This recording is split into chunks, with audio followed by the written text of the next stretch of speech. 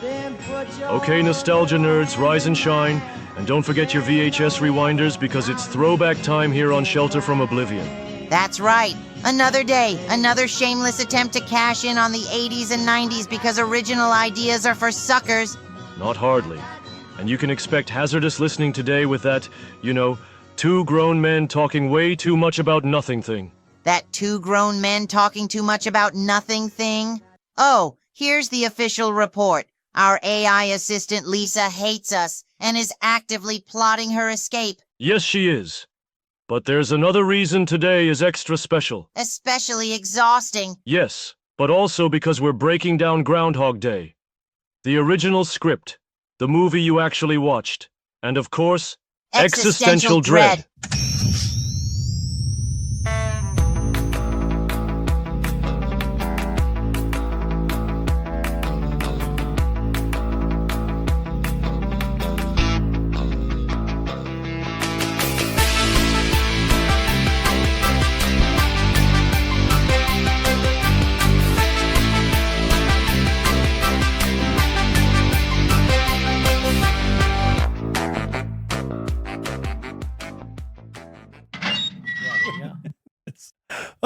Oh, hi, everyone.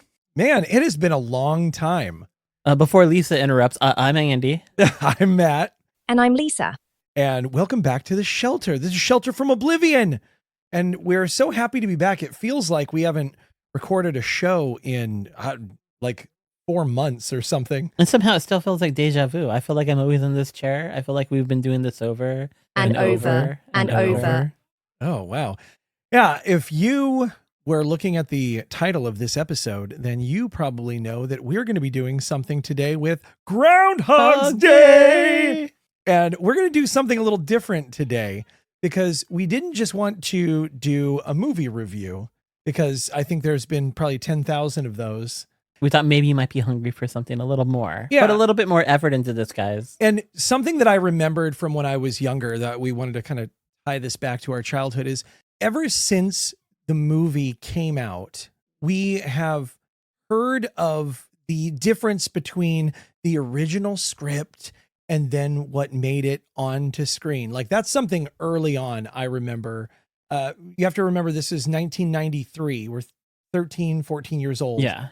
And you don't have all the Internet Movie Database. You don't have all these other things. You have to like read these articles and like see interviews, makings of from HBO. Over here, someone on the playground who thinks they know what you're talking about. And so it's interesting. Over the years, you've pieced together, if you were nerds like us who like really kind of got into the minutia of filmmaking, all of these different things. Well, people are like, oh, well, you know, in the script, he's like thousands of years old. Or it's like, you know, in the original script, it was going to be a lot darker. Yeah.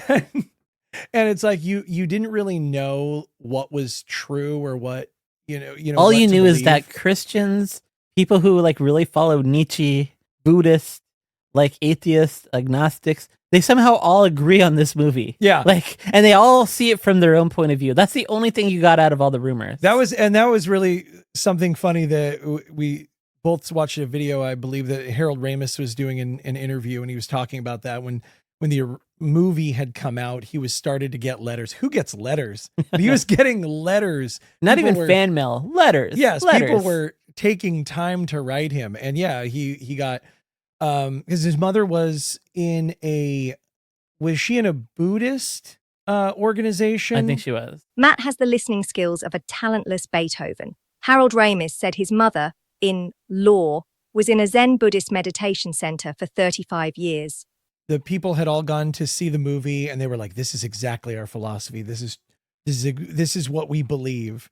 And then, yeah, he ended up getting like rabbis, pastors. Yes. He was like, you clearly are Christians because this is exactly what we believe Jesus is doing for us. And then Nietzsche's like, oh, wait a minute. Wait a minute. No, I think he means what I mean. Hold it along. You know, we have a long winter approaching. Yeah. And so we thought that it would be kind of a more fun look at taking Danny Rubin's original script, like the very first draft, and sort of parsing out what that was and what was in there right from the script, like because he had produced a book called How to Write Groundhog's Day. Yeah.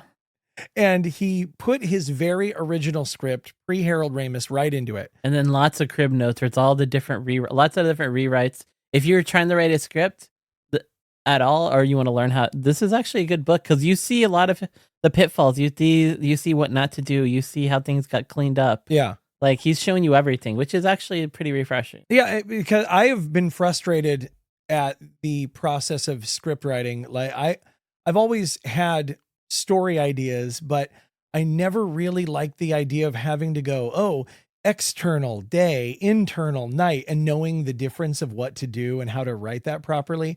And this book is a really good starter because once you start reading the script and really getting into it, yeah, it starts reading like a book. And I now could see myself writing something. In some ways, it's like a lot more helpful than Sid Fields because instead of someone who doesn't and can tell you how to do, here's someone who does and shows you what not to do. Yeah. You know, and it's just good.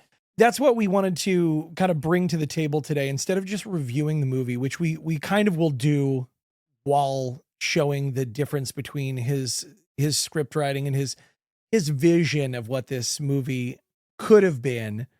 And then what ended up making it in. And I think we have come to a resounding agreement that the movie that was released was far better than the script, even though the script had a lot of really great ideas. And we'll agree, trying to structure this episode was just as hard as trying to structure that movie. Yeah. Like, so just bear with us and have some fun. Yeah, because you don't, how do you tackle this? Because you don't want to go, oh, okay, well, in the script he did this, but in the movie they did this. And so it's going to be a struggle for all of us. So we're going to do a little compare and contrast in the movie and the script. Yeah. And we got lots of just little goodies that from just different interviews and stuff people went through in the process of making this unusual movie that we all love. You know the show, you know what you signed up for. It's just going to be a bunch of rambling. We're just going to talk over each other, and then you're just going to have to parse out what we said. But and you'll walk away with a few things to talk about at your next party. Yeah. You know? Lisa's going to yell at us for something, I'm sure, right? A vegetarian Hot Pocket could host this show better than you. That's what I thought. And just as a surprise, there'll be a lot of Seinfeld alums. So Yeah. if you watch the show, you're going to be like, oh. Yeah, we actually just came up with a new one while we were setting up our equipment. Yeah, one that wasn't in our notes. Also, I wanted to bring this up top, as this made me very happy, is I wanted to bring up that there is some Shelter from Oblivion alumni in this movie too. We have Rick Ducommun from The Burbs coming back as Gus. Bill, like the Groundhog, Phil? Yeah, like the Groundhog. Look up for your shadow there, pal. And then just like from our episode 80s Dogs, we have one of the Spudettes herself, Sandy Mashmeyer. You might remember her because Phil reminds her to call me Bronco. Call me Bronco. Sorry, Bronco. Remember, she was wearing that beautiful maid outfit. And we had actually called that out in that show. If you have not heard our 80s Dog episode, please go listen to it right after this. It is wild. And so that just made me so happy that we have these characters that we've already talked about, and we're coming back around talking about them again in new episodes. It's almost like we're just randomly picking movies off our movie shelf, and it's a lot of the same people. I know we seem to have a very shallow pool of movies that we want to talk about.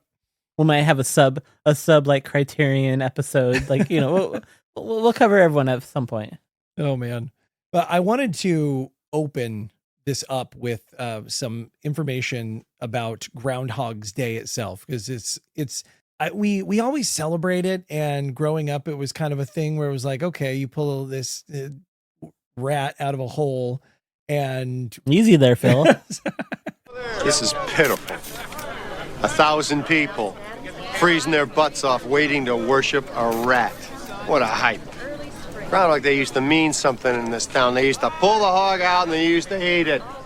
And I'll get to that. When Phil said that, I always thought that was funny. This is just like a joke, but there's actually some historical fact about that. And so I wanted to discuss the Groundhog's Day real quick. I wrote something. You know how my penchant for wanting to write little scripts for this show. So just bear with me. Okay. Every year on February 2nd, thousands gather in Punxsutawney, Pennsylvania, braving the cold to see the one and only Punxsutawney Phil, the seer of seers, the sage of sages, the prognosticator of prognosticators, and weather prophet extraordinaire. Phil's task, predicting whether we will see an early spring or endure 6 more months of winter, simply by spotting his shadow. Or not. But how did this quirky tradition start? Well, it all goes back to Candleman's Day. That's right, Candleman's Day, a Christian holiday where blessed candles were believed to protect homes through the winter. I don't know what that means. I didn't look any further into that. The name sounds like, one of the Bizarro friends from Seinfeld, but okay. Folklore said a sunny Candleman's meant a longer winter, while cloudy skies signaled spring's early arrival. Over time, people began turning to animals for weather predictions. In part of Europe, badgers and hedgehogs were believed to forecast the weather based on whether they saw their shadow emerging from hibernation. Now, let's not judge them too much, because we're finding out all that cough syrup we took as kids really didn't do anything. Like, they want to take it off the market. We'll see. I digress. That's true. Why did I hear that recently? I don't know. Someone in the comments let us know what's going on. But all I'm just saying is, just as that might have seemed kind of ridiculous, I guess a lot of what we've been doing is ridiculous too. Yeah, we've just been having candy syrup for our coughs. Yeah. When German immigrants settled in Pennsylvania, they brought with them the traditions of, using animals to forecast the weather. But they swapped hedgehogs for groundhogs, which are more common in the region, obviously. Apparently still good eats. We're getting there. Don't spoil it. The first official Groundhog's Day took place at Gobbler's Knob on February 2nd, 1887. Since then, it's grown into a massive celebration, drawing up to 40,000 visitors, 8 times the town's population. Now you'll think, how do they all fit in the Times Square? It's actually outside of town, because the town square is actually Woodstock, Illinois, in the movie. Yes, that is true. So there are certain facts in Groundhog's Day, surprise, surprise, that are not accurate to the real world. Movie magic, if you will. Well, yeah. And so what I wanted to bring up is I was looking this up just recently, and there is a Punxsutawney Elks Lodge. And in the 1880s, they would not only have a Groundhog's Day celebration, but they would also have a Groundhog's Day hunt. So later in the year, they would hunt groundhogs. But on Groundhog's Day, they would serve groundhog. It became a big staple of the day's eats. And they actually served a groundhog punch that was a combination of vodka, milk, eggs, orange juice, and other ingredients. See, with these new facts, you'd think the groundhog would run back into its hole, regardless if it saw a shadow or not. I do not want to know what those other ingredients happen to be, especially if they're not going to list them. But then what happened is the groundhog became so popular that obviously it became a little strange to continue serving him and then hunting him. So they stopped doing those things. And then they took the groundhog punch and they changed the name into Elixir of Life. And that became the reason that Phil could continue to be the same groundhog over and over and over again. They would feed him this elixir of life and it would keep him alive longer. So Phil the groundhog has this eternal life going on. It sounds like something they would sell during the Depression, like during, Prohibition. Yeah. But so that's a little history of the groundhog. I mean, like it said, like, it's interesting if you actually want to get on YouTube and learn more about the history of it in a deeper sense about how many cultures used to use animals and their behavior to sort of like predict the weather. It's kind of interesting. It's about 10 minutes worth of interesting. Yeah. And Danny Rubin will admit this is more research than he did before he wrote the script. Oh, absolutely. Yeah. That's what's funny, learning from interviews that he's done and then from the book itself, how little research he did ahead of time and just using things off the top of his head to inform the script and then having to go back later and write big chunks because he found out new things. And he'll admit that was lazy, But it might have also been genius because he did strike gold on this. So, you know, again, let's judge to be judged. But yes. Yeah. So speaking of Danny Rubin, his movie writing experience is somewhat limited. Like this was probably his biggest hit. Yeah. He had made a movie right before this that I cannot remember the name of it. And so Lisa will tell you what that is. Yeah, Marley Mattson was in it, Seinfeld alum. Yep. Hear No Evil, 1993.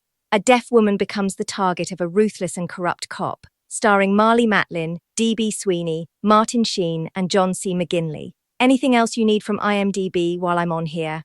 Then after that, there was sort of nothing. And he did one movie after that was called like what oh no, I forget. No, I don't remember it either. I mean, that's it's SWF. Oh yeah, SFW. Yeah. SFW. Yeah, I remember that he made SFW. That's actually a pretty good movie. Yeah, so he made that right after that was about a year later. So he had a little run going, all based off of just these 10 ideas Matt's about to tell you about. But it's funny though, because it's like when you look at the movie SFW, which is a pretty good movie. It's very surreal in my opinion. It's like SFW is short for so fucking what.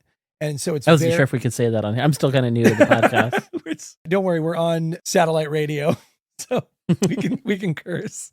But it's like, so that movie is dark and strange, and it's funny to think that the guy who wrote that script also then wrote the script for Groundhog's Day. Until you read the script until you read the script for Groundhog's Day, and you're like, okay, that makes sense. But then you're like, there is a reason, like, it's so weird that you got from his original script to what went out, into theaters. Yeah. And obviously you see what had to happen and who had to get involved to sort of get that one thing to the other. I wonder now, actually, how much of his original SFW script was done the way he wrote it. Like, yeah. Did the person who, I can't remember who directed it. I didn't do this kind of research. I did the amount of research Danny put into his original script for this episode. He'd be very proud. I know. When you were writing, did you then go to Groundhog Day in Punxsutawney?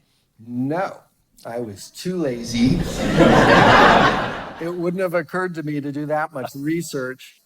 Danny Rubin, while living and working in Chicago, he was writing TV scripts.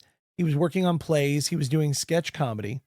And this was roughly the late 80s, early 90s.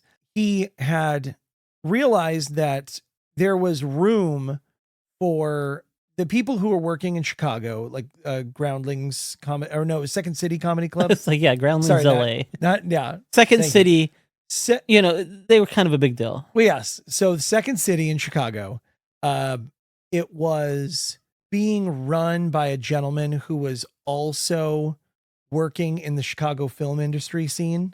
And they had decided that they had so much talent in Chicago that they were going to try to get something going and bring Chicago to Hollywood.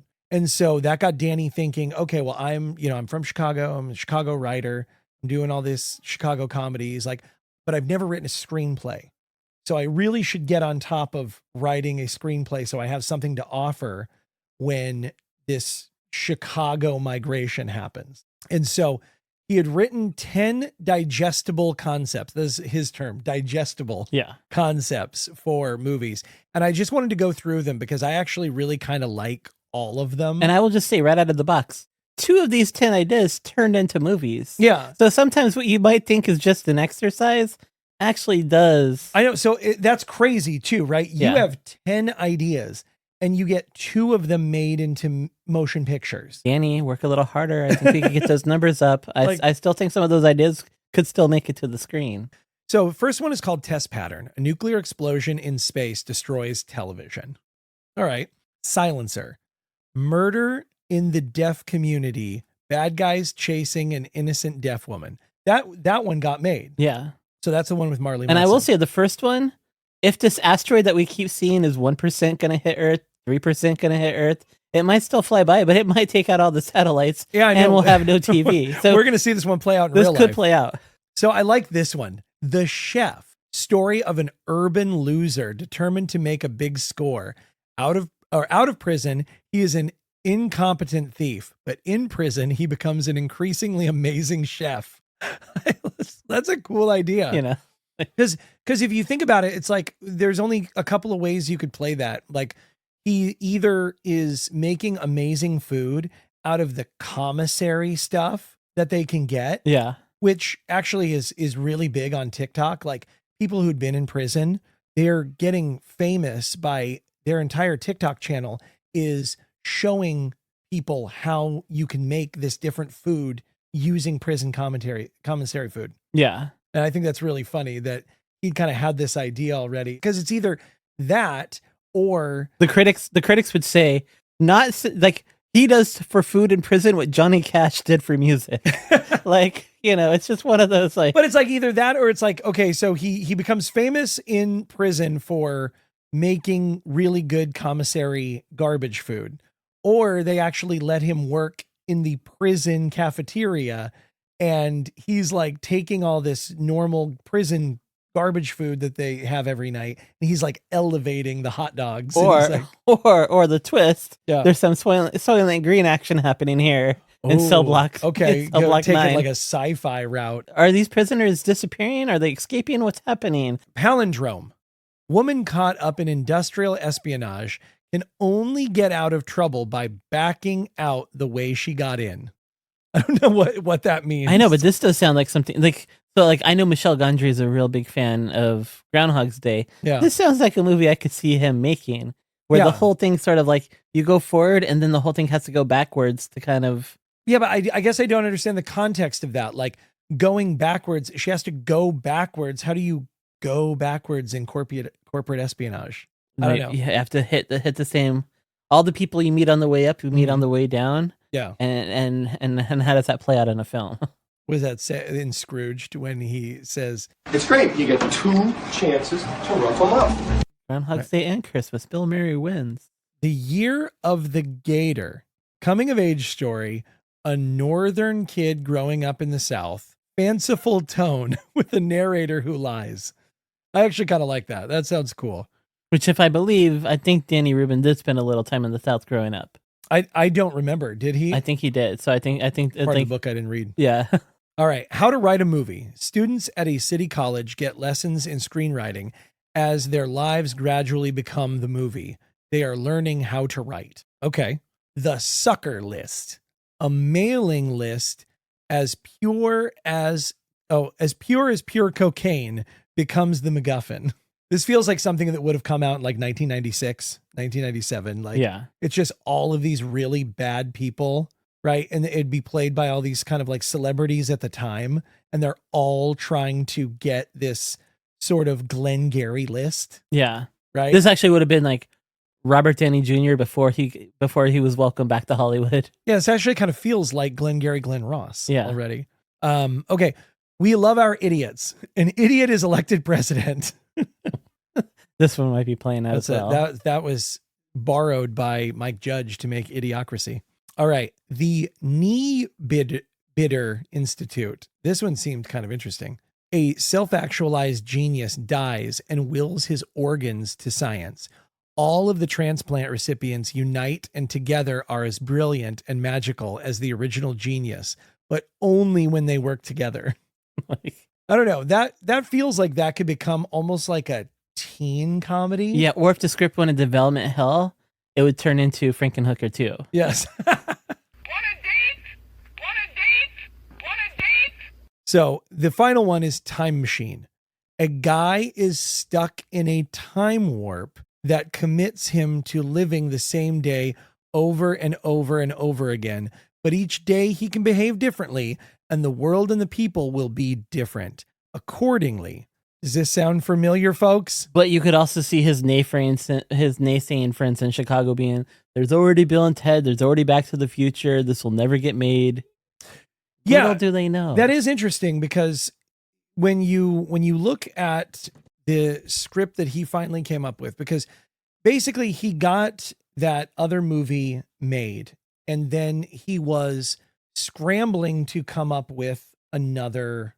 Because like in Hollywood, as soon as you have a hit, yeah, everyone's like, oh, that's great. What else you got? Yeah, so he was under pressure to write something again right away. And Which is why I say don't judge. And when you read the book and it explains it, that first draft that we're reading and comparing the movie to, this was, even though he researched this over a few weeks, or not even research, but put all his notes together, he wrote it in 4 days. yeah. So this was before all the cleaning and developing and whatever. So let's not be too harsh on the comparison, but we're going to dig into it.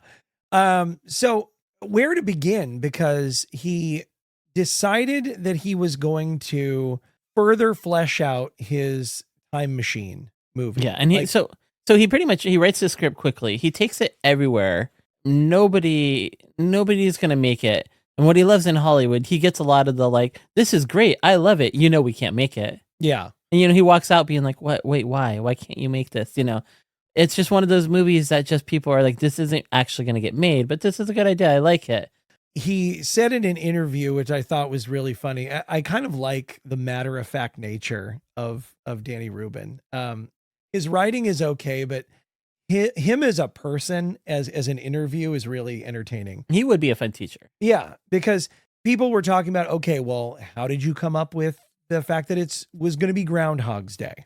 And you're like, all right, well, basically, almost everything in the script was the path of least resistance. Like, yeah. He said he was looking at like, okay, well, his original idea for Time Machine was a man who was living through time.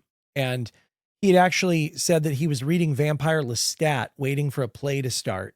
And he was like, what would it be like for a human being to live for an extended period of time?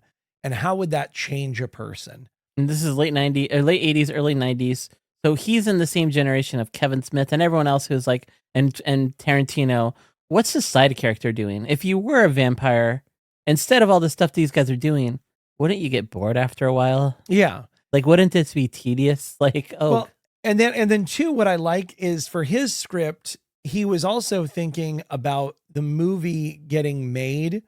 And so he tailored the script to what is possible and what is something that I want to actually like be able to achieve if I'm going to shop. What if we only had the budget for 1 day of this guy's life? And so what I liked is he, instead of coming with the idea of like, okay, like how a vampire would move to France for like 40 years and then move here and then go here and then be through the Civil War and, and live through, the Great Shirt Fire, and everything like that. He's like, all right, well, here's what we'll do. We'll keep the script tight and we'll keep the budget tight by making the same day repeat over and over again. What day? Yes. What day? What day is significant enough to do a such birthday, a crazy thing? An anniversary? Do we do Christmas? Is that too religious? Nobody cares about Thanksgiving. I have an idea. Let's look at the calendar and just work our way through from the beginning. Yes. And he happened to already be in January. And so he basically got to Groundhog's Day first. And Danny admitting lazy and path of least resistance. And I need to get an idea out quick. Yeah. As he was like, well, this day is good enough. There's no religious significance really. There's nothing of outside of Punxsutawney, which he already knew about. That's the one thing that he knew about Groundhog's Day, is that it took place in Punxsutawney, PA. There was really no conflict there. There was nothing that people would probably have a lot of, disagreement with. And what's great is, while trying not to offend anybody by making a movie that landed on a religious holiday, he ended up getting every single religion that doesn't agree on anything to all agree on one movie. To all agree that this was a movie about that. Yeah, talk about striking fire. Like, I know. Well, and you find that a few times in this. Like, there, it reminds me of when in the real movie, Phil cannot keep that old man alive. Yeah. And after multiple different times and having the same outcome, he just looks up, right? He just looks up in the sky and he's like, all right, I'm obviously something's bigger than me here. Yeah. And this kind of feels the same in a weird way. Well, and this was so great. It's like, well, pick Groundhog's Day and quickly it gives you, okay, so where? Punxsutawney. Mm-hmm. So now we have a location. When? Well, we know the date. So now we have a when. Who would travel to a place like this? maybe a weatherman who's going to report on that. So now we have what this a person reporter does. or a weatherman. We have this person. What should we name them? I don't know. Placeholder Phil. Phil, like the Groundhog, Phil? Yeah, and so it's like that's kind of what I Everything love about falls it. into place. Yeah, once you get that day, yeah, all of those great things can start happening, and then he can just get going. And once you don't think about all that stuff, you can now just start. Let me just start writing the script. Some of this may change. A lot of it doesn't. Yeah, it's weird when you hear writers, because I'm not a writer by nature. I might be a storyteller. I might talk way too much, but I don't write. And it's interesting to me to hear from writers, and it seems to be somewhat ubiquitous, about characters taking on a mind of their own. And like, you're writing a character to do something, and then the character decides to do something else. I have no idea what that is like. I can't conceptualize that. Yeah. And yet that seems to be a thing with writers. Like, it's almost like they cut their mind in half, and they have their idea, and then they have what the character is doing, and they're almost like stenographers. The closest or- I get to writing is making commercials and stuff. And you quickly find, once you get certain restraints, like once you know what the product is and when it needs to be delivered, ideas just start to flow. And I kind of think that's like what some writers get. It's like once you get all those other questions out of your head, Yeah. and like I've picked a location, I've picked a time, the other stuff starts flowing. And once you have, here's my character, here's what they do, you can then just start going. And I think for aspiring writers, the first thing is just make it as simple. Like, I mean, Francis Ford Coppola will always say, and most writers will say this, just get your vomit draft out. Yeah. Just throw it all out, write as much, whatever ideas, they'll start creating other ideas as it, and then the hard work afterwards is then refining, which is what happened to this script as well. This got some really hard corners knocked off of it. Yeah. So once he writes it, he then quickly starts going, okay, what would happen to a person that goes through this? Yeah, So, and that's when he starts going through like the, what is it, the 7 phases of grief? Yeah, I think it's the 5 stages of grief. There you go. You have denial, and then you have anger, you have bargaining, you have depression, and then you ultimately have acceptance, which the final movie that came out was definitely hit all those. I think in his first script, he sort of like moved some of those pieces around, because he didn't start with denial. The script starts right in the middle of everything. Yeah, I think that he's about 3 or 4 days in. We, the audience, don't know what's going on, but our character knows everything. And it's all going to just, like an onion, Yeah. each layer is going to come through. And by the time you're done, you'll understand. And I'll catch you up. And it was cool, because I liked that idea. And even in the notes that I did read for why Danny did that, was basically him giving the audience enough credit that they would figure out what's happening. Yeah. And Harold Ramis liked that idea as well. Yeah. And Harold Ramis, it is funny. He famously was like, we like this part about the script. This is one thing we won't change. Yes. And then the first thing they changed was because they did feel like, and I think we agree, like, you want to see Bill Murray go through that first day. We want to see him go through everything. But so it makes sense on why they change it and why the movie's different than the script. But I do think the script, that was engaging. Yeah, because it's you have him going about doing all these things, answering questions that haven't been asked yet, stepping places that he knew something was going to happen, and he keeps punching Ned. Yeah, and the first thing he does when he sees Ned Ryerson is punch him in the face, and that was a major change in the script that I really enjoyed. Is that he just kept punching this guy over and over again, and you actually never got to know who he was, up until like later, which we'll get to. But right away, he walks out of the bed and breakfast. He punches this guy in the face. He's stepping around things, stepping over things, and he's got this voiceover that was in the original script, kind of just explaining, hey, this is going to make sense to you guys later, but there's a reason I know all this stuff already. Yeah. And again, it reads like a novel in some senses, because famous in film and commercials and TV is show don't tell.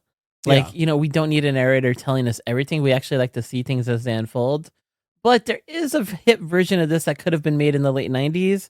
I mean, because like that would have been in that same realm as like Fight Club. Because Fight Club, we spent a lot of time with their narration. Yeah. So there is a way where this could have worked. It just would have been a very different movie and not this movie. I think it would have been a crime had the darker version of this gotten made, because so many people love the version that came out. And clearly it crossed multiple social and religious lines that I think if it had gotten into different hands, I think it would have been a real sad day. It's one of those movies where I think it was like his original script would have, if they would have made it the darker version, it would have been 1993. Yeah. It would have been too early. Had it got put into developmental hell and like turned into a novel, you talked about this one. Then I think if it would have resurfaced in the late 90s, it would have played well with like Matrix and, that's true. Like Office Space, Matrix, being John Malkovich, that whole sort of world of like, middle class people dissatisfied with their lives and all this weird stuff happening around it. Yeah, the sort of these people who are humdrum, and then all of a sudden having some paranormal, supernatural, otherworldly things start to occur that did like become I could have commonplace. seen this as like for me, I could have seen Michel Gondry making this as his first film in the late 90s. He would have brought Charlie Kaufman in to rework or to maybe write with Danny or to take it over. Yeah. And then for me, I could see him wanting to cast Jim Carrey, but he would have just done the Truman Show. Mm-hmm. So I could have seen him actually bringing in someone like Philip Seymour Hoffman. Yeah. But again, just like the script in a way, he would have been someone judging everyone in the town like Bill Murray does. But unlike Bill Murray, where everyone seems to love Bill Murray despite Bill Murray being grumpy, like I think the script would have gone darker where he wouldn't have become enlightened and no one in the town would really have liked him, which I think Philip Seymour Hoffman could have actually pulled off. Yeah, it would have been, but it just would have been a greasy. really dark film. Yeah, and I agree. It would have been like his character from Happiness if he'd been stuck in that town. Oh, what I liked about the reasoning behind changing it was we did want to see him go through that first day. And I think that had they not done that, we wouldn't have gotten such great moments that happened in the movie, specifically when he does his whole weatherman bit. Yeah. Which I think establishes who he is, right? He's like, in the Pacific Northwest, are going to have very tall trees. Yeah. And it's funny. It's engaging. This guy should be on bigger network than just a local station. Yeah. And then, when he goes, for your information, hairdo. Well, I love even before that. She's like, you've done this 3 years in a row, right? Four, Nan. Four. I know.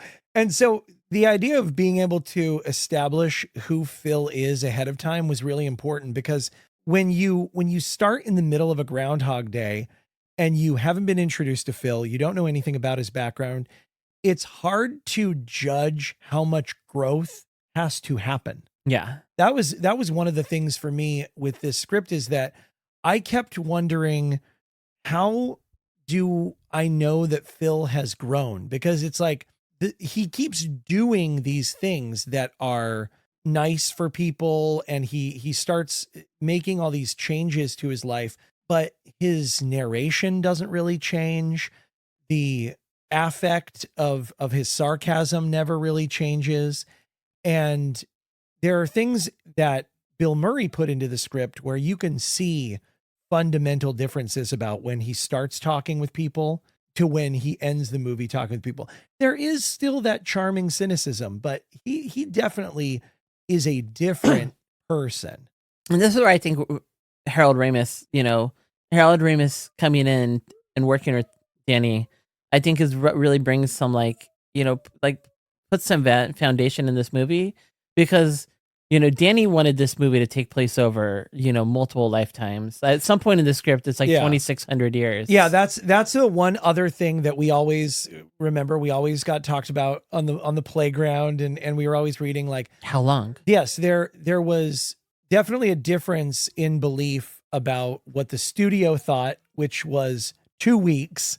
Yeah, so that's what I love. Is Danny thinks 2,000 years. Yeah. The studio thinks 2 weeks. Yep. And Harold Ramis, kind of like a Buddhist, is like, well, it takes about 10 years to become really good at something. Yeah. So he had, from what multiple sources, you can say that he had committed to either 10 years or 80 years, like in somewhere in between there. Yeah. But- But no one, again, no one thought of this ahead of time.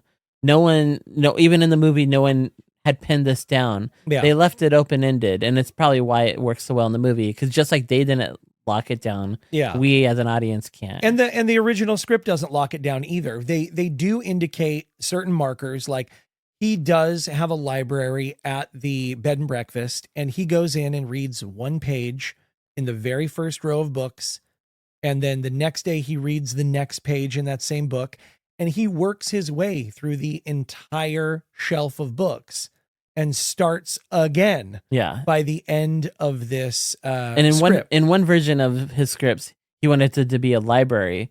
So at some point, you see him get done with the first shelf, Uh-huh. and we now know it's every book could be anywhere between a year or 2 years of his life. Yeah. We're down this huge library shelf. You know, we've seen all these shelves, and now he's got to walk all the way back to the beginning Yeah. to keep counting. And the studio's like, that will take forever. No. Yeah. No, and that is hard too, because even in the movie, as good as it is, it's hard to quantify what kind of time and what that would do to a person. You have to think that Phil had to spend at least multiple years there, in the fact that he became really good at almost everything he did. He became great at chainsaw art. He became great at sculpting. Yeah. He became great at playing the piano. And you know? originally, the sculpting was going to be sculpting out of marble. Yeah, I thought that was interesting, is that he went to a gentleman in a graveyard every day, and that gentleman taught him a little bit more about how to sculpt using the headstone marble. But then when they did research and Bill Murray and Danny Rubin actually went to Puxatony, they're like, oh, hey, they do ice sculptures over here. Why don't we just do ice sculptures in the winter instead? Seems so much easier. You know, because then you have all these people, professional artisans, who are already making these sculptures. Yeah. Nice little set pieces in the background. It'll look like something he's been doing for the town. Right. But it was funny in this script when you're reading it. So he has that it turns out a little different, but he has that perfect day with Rita. And in the movie, he's sculpting her face out of sort of ice. Yeah. Right. And then in the script, he is chiseling her face. He super fast chisels her face In one scene. in one scene out of marble. And then he's like, let's go do something else. And Rita's like, shouldn't we take that with us? It's too heavy. You want to carry it? Well, I guess it's not going anywhere. Yeah. Just leaving it Which there. would have been a funny line in the movie, but Yeah. I think the ice. But it's interesting too, because when you go through that script, Rita feels like such an afterthought, because so many other scenes that they give to Rita in the movie are taken up by other women. Like there's a whole character, Tess, that we Yeah. were talking about. I texted you, justice for Tess. Rest in peace, Tess. Yes, R.I.P. Tess. She was the original person who was actually interested in poetry. She's at the bar. Yeah, That great scene. It's a really great scene where he keeps coming in like, you know, what do you drink? White wine, whiskey? Like, And so the movie version where he keeps coming in and saying, sweet vermouth, rocks, twist. Sweet vermouth, rocks with a twist, please. For you, miss? The same. That's my favorite drink. Mine too. I always toast to peace. Yeah, that actually was taken up by a character named Tess, who also loved poetry. And I think was she the head of the Punxsutawney Poetry Society? Yeah. And he Amir, poet laureate of Pennsylvania. Yeah. See, and so there were great scenes that ended up getting. But Harold over. Ramis gave some great advice. When you write a really great scene, you give it to one of your main characters. Yeah. And I don't disagree with it. It's just I like the idea of Tess. I thought she was a fun character. She was sort of, because there was Nancy. I think that Nancy was in the script, but yeah, Nancy. Yeah, he does that whole. He does the whole bit with Nancy and everything. But Tess was almost like a second Nancy. Yeah, and you really don't need two. And so Yeah. I get that, but I'm just like, just remember, folks, there used to be a Tess. She existed. She's real. Well, and the original Rita, I mean, because originally when Danny wrote this script, you know, he's thinking of Phil as someone his own age, like a 28-year-old younger guy. Yeah, he was, you know, more, going and 20-ish, living these heading into days 30s. over and over and over and over. And so he looks at Rita as a little bit of a busybody producer who's like hard edged, I'm a career woman. Yeah. And there's that sort of, I'm gonna say sort of like where you are when you're a 28-year-old man and you're maybe a little bit immature with other women and seeing where and seeing what they have or don't have to offer, and you look at it as a conflict. I think what Harold Ramis did was better. It's like once, because just like Danny picking Groundhog's Day as the day and everything fell into place, Harold Ramis, I think from the beginning was like, this would be perfect for Bill Murray. Yeah. And once you have Bill Murray, everything else falls into place. If Bill Murray is the kind of guy who can be dark and grumpy, but win over the crowd and everybody loves him, by contrast, we don't need another Bill Murray. We need someone the complete opposite. And that's where Andy McDowell comes in, luminous, lights up the scene, brings a great contrast to Phil. I was watching this again after so long, and man, Andy McDowell is so charming in this movie. Like, really, like when I watched it when I was 13, I was like, she actually seems kind of like old. Like, I don't know why she was reading older. Well, because they have her dressed like a mom. Yeah. But here's the thing. When she does this movie, like, one, she was a model. She was a model for Calvin Klein, for L'Oreal, for Gap. Yeah. So she's already this beautiful woman, model. She married a Gap model to have her kid, like she's got a good body, but doesn't have to look in the mirror every 2 seconds. But she's also a very accomplished, smart actor, if you will. Like, she played some edgy roles. Like, she was in St. Elmo's Fire. Yeah. She then got nominated for a Golden Globe for Sex, Lies, and Videotape. Arguably, the Sundance film that brought the whole independent 90s, renaissance to us. Yeah. She followed that up with Green Card, which she also got a Golden Globe nominee. Yeah, I remember Green Card. And then for some of you who don't know yet, and I'm sure we'll do an episode on this someday, she was also in Hudson Hawk, which for me, it's one of those movies that is worth always rewatching. Yeah. But then she was also, and we're Oregonians, so Raymond Carver, if you read and you like a lot of his stories, he wrote all these great stories in Oregon, but there's a movie made off of some of his books called Shortcuts, which I've not seen Shortcuts. And Shortcuts is, this really great darker film, and she's in that as well. So she had been in these really heavy hitting movies while also being as gorgeous as a model. Yeah. And then when she comes into this movie, like, they have her play almost like the mom character, like a small, and she does it so well. But like, this is a woman with a lot of edge. This is a woman who's done a lot of great things. Yeah. Well, and what's funny about that is, again, like I said, I was 13 when I watched this movie. This movie came out February 12th, 1993. Yeah. And so I would have been 13 years old. So I'm watching this from a 13-year-old's perspective, not knowing anything, never having a job.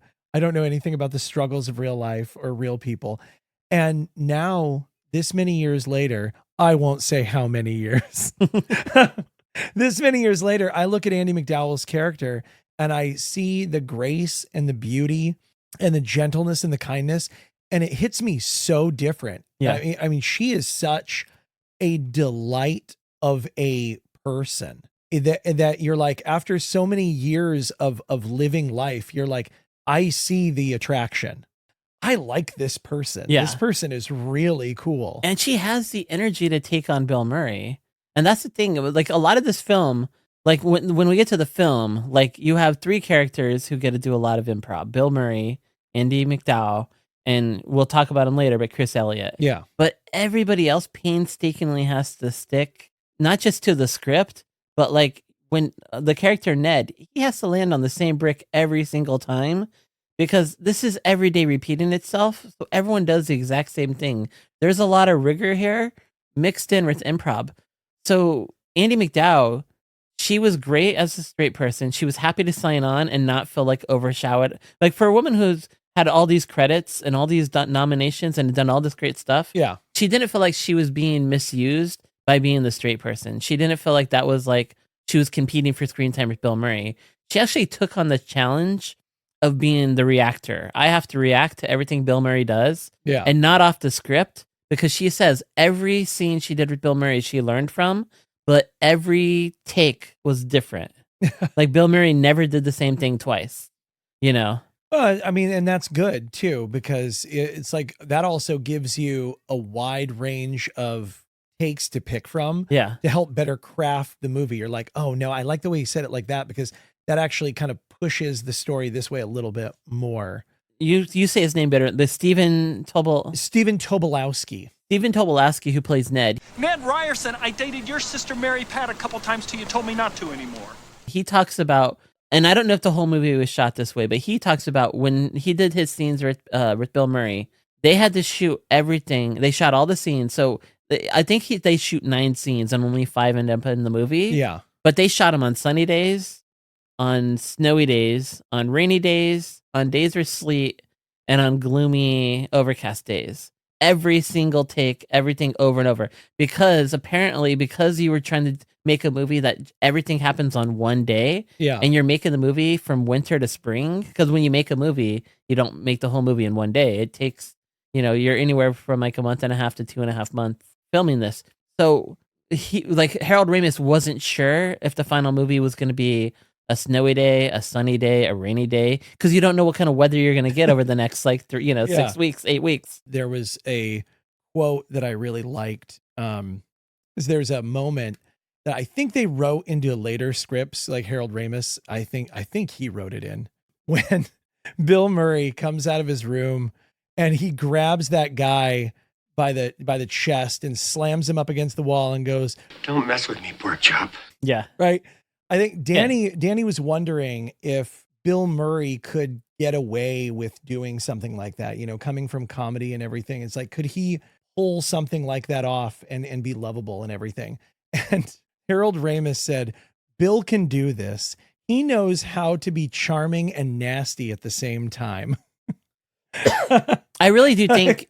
And it's like that to me, like hearing him say, like I could hear him saying that in my mind. And I'm like, that is Bill, from everything I know about Bill Murray, that is Bill Murray to a T. And I have to say, when I saw the trailer for this film, I thought it was going to be awful. I watched it the other day. Yeah. I did not watch this movie in theaters. This was a movie I watched on VHS later on. Yeah. Because to me, this felt like he had just done Quick Change before that. This could have been Operation Dumbo Drop. It felt like a generic, like when I saw the trailer, I was not, when I saw the movie though, the first time I saw this movie, I was like, Bill Murray deserves an Oscar. And this was definitely a time before we were giving Oscars to comedy, which we still kind of don't. Like they have a comedy dance, section now, but they don't, because this movie is, Bill Murray is, I don't think, because here's the thing that we know about cinema. We know a really good dramatic actor, they're not good with comedy. Yeah. Like you can't fake comedy. You either are funny or you aren't, and you can bring it or you don't. We also know that not all comedians can do drama. No, but a lot can. I feel like comedians are actually way better equipped at doing drama though, only in the fact that they have to take the things that are real and sad and make them into jokes. And I do agree. I think no one listens better than a comedian, if for anything, so they have something to work off of. And I also do think most comedians, the reason why a lot of comedians, like people say they're darker, is I think there's a certain sensitivity that then allows them to even tune in to know how to make a joke about something. Because what comedy does is it takes a horrible situation and finds some light in it. And only someone paying attention, right. Is that tragedy plus timing? There's so much tension and pain and misery and craziness here. And that's the first part of comedy. But see, you got to get some distance from it. You know what I mean? That the thing to remember about comedy is if it bends, it's funny. If it breaks, it's not funny. So you got to get back from the pain. You see what I mean? But like they said, they asked me up in at Harvard. A bunch of kids asked me, "What's comedy?" So I said, and then this is part of what I'm trying to say about getting back from it. I said, comedy is tragedy plus time. Tragedy plus time. See, when the night Lincoln was shot, you couldn't joke about it. You couldn't make a joke about that. You just couldn't do it. Now time has gone by, and now it's fair game. I do want to say, while we're gushing over Andie MacDowell, who is a model, she's not the only model in this film. We have the handsome boy modeling school graduate himself, Chris Elliott. Yeah. I'm just saying, Chris Elliott also brings a lot to Larry that was never on the page. Yeah. See, so had Cabin Boy already come out by now? No, Cabin Boy hadn't come out. He had just done, Cabin Boy comes out the next year. And right before this, he had done CB4. Yeah. So, and he'd also done, he'd also been on the Letterman show from 82 to 88. Yeah. And just lots of cameos everywhere. And he had not gotten his own Fox show yet. Yeah, he had Get a Life. Because was he in like season 1 of Get a Life? Yeah. Okay. Now that was a good show. Like if I would have actually done the note card with everything that he'd been up until this point, it was a lot of TV cameo, like a lot of And my thing about it though is the fact that I knew him enough to know how funny he could be, and even though he's very good in this movie, I honestly think they are holding him back more. Than he could have added so much more. Yeah. Because it's like he has those moments where he's funny and he goes, did he just call himself the talent? Right? Yeah. And it's like, that's funny. Or when he looks down in the ravine and he goes, hey, he might be okay. Boom. Oh, well, maybe not now. Yeah. But those are good. But it's like you're looking at this guy and you're like, there is so much more in him. Yeah. And it just doesn't get out. And the problem is Larry's not given a lot. That's true. So it's like, he was handed more. I'm sure he would have done more. But yeah, like I think originally Danny had imagined Larry as, because again, when Danny Rubin wrote this, he was in his 20s, his mid 20s, late 20s. And so for him, everybody in the world, when you're that age and you're working in TV and other stuff, everyone's older around you. Yeah. So for him, he was thinking of the cameraman as like some old out of shape camera guy who wants to do as little work as possible. Yeah. But because we have Bill Murray, who's kind of like going through his sort of midlife crisis here, everyone around him is younger. Like Bill Murray's frustrated in his career because at this age, why am I still on a local station? Yeah. And that compared to the first pass of the script, I'm glad you brought this up because this is different. And I think it's a good different, because I think the problem with writing a character at like 28 and having them go through this cycle of life, thousands of years, having to face their demons and their I can't come up with a word right now, but like their regrets and how they've treated people. You're already playing a little in stereotype. You're already thinking about what you might do when you're old, but you're not there yet. Well, yeah, that's the problem. Is at 28, I can tell you that like I haven't racked up nearly as much sin at 28 as I did at 45. And this is where I think Harold Ramis brings a balance to it, because Harold Ramis looks at this more as like the small things. Like there's small battles. Like not everything, like when you're 28, everything's a big battle. Yeah. When you're 40, 45, there's smaller battles, and you're trying to just tread water before the next phase. And I think that's what he has Bill Murray doing. And I think that's what he brings to the script, is like, he takes all these things and he turns it more into like, just these everyday annoyances. Well, yeah. And I think it's interesting too, because they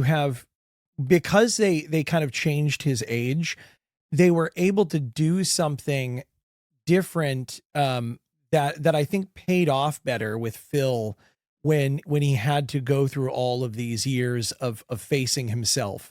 Because first of all, there was more to face. And second of all, making him a person who is older, who's still the local weatherman, who he's been aspiring to more, it makes actual sense. That he feels like he's in this purgatory. So when he actually gets into purgatory, there's a rhyme and a reason there. Yeah. And when you have Danny write the first script and this guy's 28, it clearly is established by Rita. This is his first on camera moment. First on camera moment. He's like a young cocky guy who thinks he deserves the world. So he's not versus really a 45-year-old guy who deserves the world hasn't acknowledged what he. Yeah. And so it's like when you have like Rita sitting at the table and Phil's got all that pastry around him and he's chain smoking and he's just drinking the coffee right out of the pot. Yeah. And she's just like, I'm watching a man having a midlife crisis right now. Yeah. And it's like, that is a great payoff. This is his 4th year of doing the same dumb thing he doesn't want to do.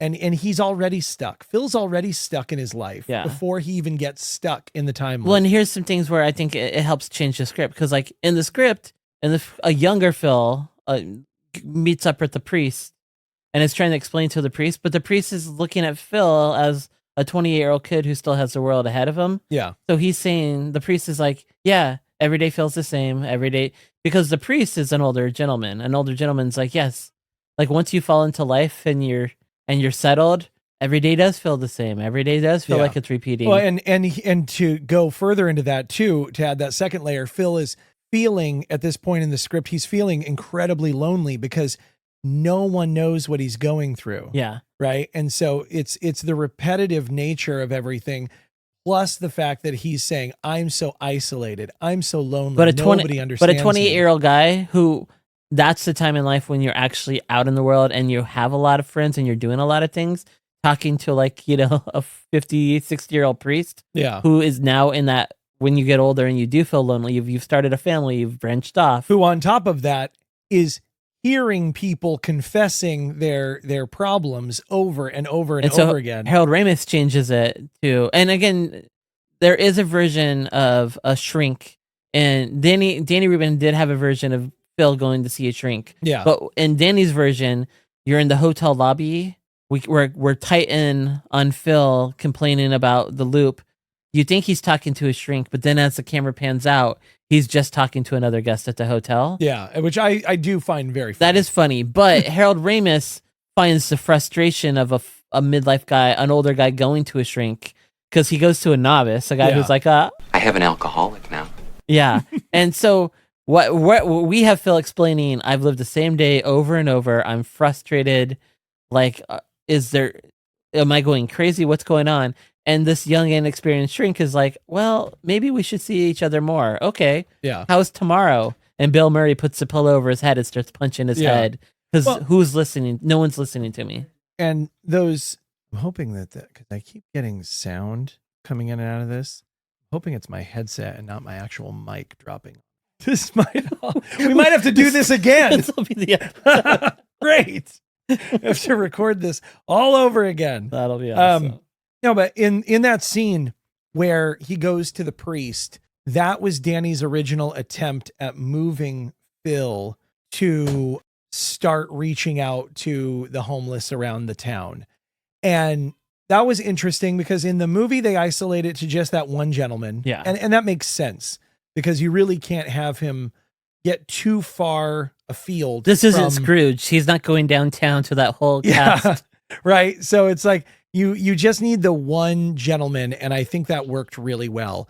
But in his original script, it was like, okay, well, how can we get Phil to start being more motivated to like going to like sort of the ne'er-do-well people of the town, which there were a few, and then he started talking to them, and like those people started having these illusions of like, oh yeah, no, I've been here a 1,000 years, you know. And he went to the lady in the nursing home, and she was like 2,600 years old. Yeah. And the way it reads, you're like, is this metaphor? Are these people also stuck in a time loop? Yeah. He never really gets clear on it. It starts to get a little marshy. And I'm glad they peeled that out and got rid of it. And instead, Phil's in his midlife crisis downtown. What do you do late at night? You're in a bar with two other guys. And Phil, you could probably say this better than I can. Phil's talking to the guys. Well, yeah. So he's with Ralph and Gus. Early on in the script that he had written, he's talking to these guys in the same way, but this is at a later point in the movie. But Ralph had said that if he had one day to live, he wanted to drive around hitting mailboxes and running over cops. Yeah. Super weird. And so now he's got, you know, our man Rick Ducommun, Gus, and he's got the Drake. The Drake from Andy Seinfeld. told me. So Ralph is played by the Drake from Seinfeld, but man, I cannot tell under that beard. That's wild. Yeah, Rick Everton. Yeah. And so we have these guys sitting there, and Phil's talking about his life, and you know, Rick Ducommun does that thing where he goes, You know, some guys would look at this glass and they would say, you know, that glass is half empty. Other guys would say, that glass is half full. I think you was a glass is half empty kind of guy, am I right? What would you do if you were stuck in one place and every day was exactly the same and nothing that you did mattered? No, that sums it up for me. Right? You know, like two townies in their 40s are like, yeah. Yeah, we relate. And it's funny, like the way he's saying it, the way it's staged is really great because you have Rick Ducommun has got this orange kind of reddish nose already going. Yeah. And they're just both like their shoulders are low And so you have super out of touch Phil just rambling off. And it's like, even at 13, I was getting the joke already because they staged it perfectly.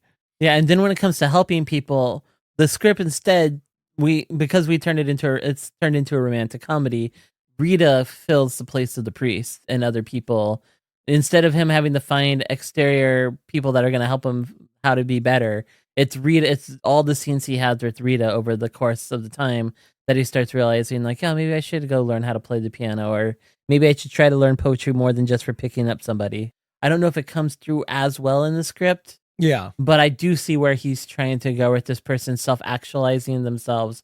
But a romantic comedy is, she makes me want to be a better person. Yeah, and you can definitely tell that. So Rita is sort of the motivation for a big portion of this, because it's sort of like every time Phil does something wrong or Phil isn't measuring up to what Rita thinks is right for a person, you know, he's confronted with that and realizes he has to go make another change. So she's sort of his moralistic mirror. And then we do get, I think in the movie, we do get the senses as he's making those changes, that's what's bringing the enlightenment to, instead of wanting to pretend like there's a great scene where they're making a snowman. Yeah. And they have a snowball fight with the kids and they fall into they fall into the snow.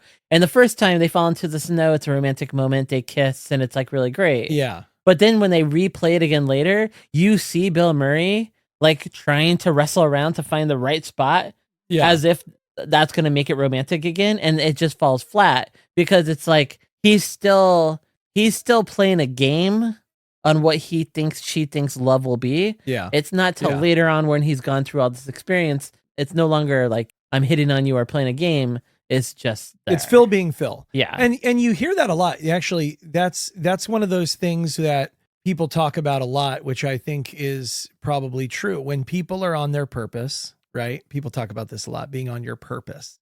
And when people are on their purpose and doing their thing and doing the things that motivate them and make them happy, other people see that and want to be part of that. Yeah. He became a person that other people want to be around. And instead of being a person that is selfish and terrible, that people try to avoid as much as possible. And bringing that up, I really love that moment you were talking about when Andie MacDowell falls for the first time and she's like, help me up. That, I don't know how many takes they did of that, but that might now stand as my favorite moment from the entire movie. Yeah. Because she has a laugh in there that is just dynamite. It's so perfect. Like, her smile is genuine. Her laugh is warm. When Phil falls down and they're laughing together, like, that must have been just a 1 in a million shot. Yeah. It was beautiful. Yeah. Just getting swept away in the scene. Yeah. It was really good. Yeah. And so I don't remember a scene like that specifically written in the original script. That was probably a really good play around. And just to stress, everything that we see in the movie isn't like Danny wrote a script and then Harold Ramis made it better. Harold Ramis, I think, is a great director because he comes from Second City, because he comes from the Lampoon. Yeah. He knows how to collaborate with people. He knows how to nudge an actor in a certain way and then get out of the way. He's all about collaboration. And I think together, like, because he kept Danny Rubin on the entire time. Yeah. Danny Rubin's, which a lot of people don't do. A lot of people in Hollywood, they buy your script and then buy. Yeah. And so, there would be times where Harold Ramis is writing a scene and Danny goes off and writes a scene, and then they come back and sometimes they use Danny's, sometimes they use Harold's. That was really funny when he was talking about he would rewrite. Danny would rewrite a scene, give it to Harold. Harold would rewrite it the way he wanted it, and then send it back. Yeah. And that would happen multiple times. Like, yeah. He was just like, no, we're just not going to do it. But I do think the genius of Harold Ramis is he's looking for what works best for the film. Yeah. There's not a lot of ego there per se. Yeah. And I think it's the same thing with Bill Murray, even though I guess there was like a whole fight between them, after 6 movies and a great career together. Yeah. I really do look at this film as a love letter to Bill Murray, because Harold Ramis knew this collaboration. Like, he knew once he saw the script. It's like what you said about with Danny, where with Danny Rubin, when he was telling him, Bill Murray's the kind of guy who can charm you and be nasty at the same time. And so I think Harold Ramis really knew what Bill Murray could do here.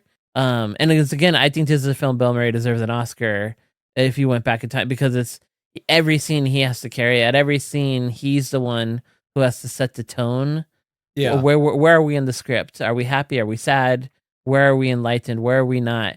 And so, I mean, there's stories of Bill Murray on set where it would take, one or two PAs to really try to get him out of the trailer and to come back to set.